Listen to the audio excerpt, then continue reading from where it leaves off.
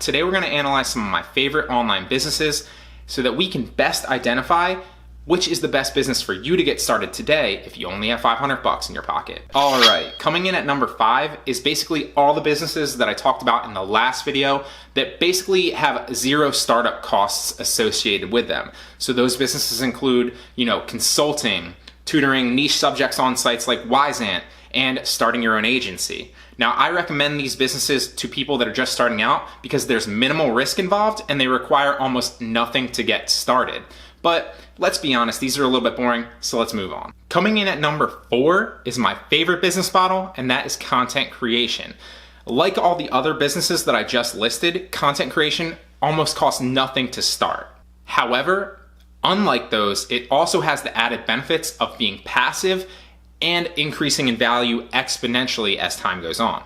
Yeah, once you set up your content correctly on the right platforms, it's going to pay you passively every single month.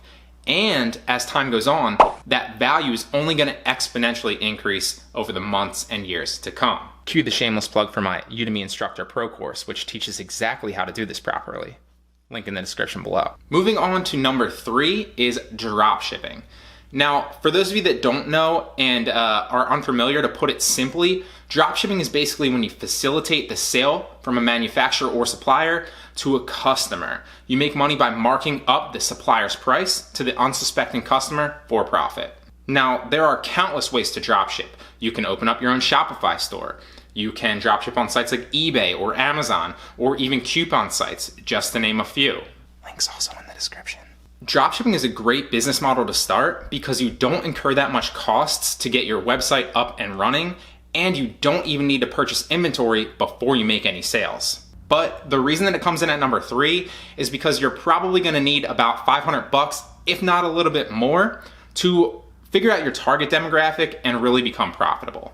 All right, coming in at number 2 is Amazon private labeling, and Amazon private labeling is a business that is really dear to my heart.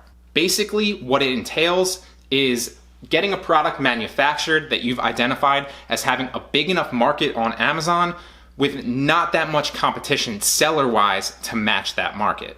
Now, with private labeling, you're not necessarily looking to take over an entire market, but you are looking to slice out a little piece of that pie. To be honest, with Amazon private labeling, 500 bucks is a little bit on the low end of what I would suggest ordering with your first amount of inventory.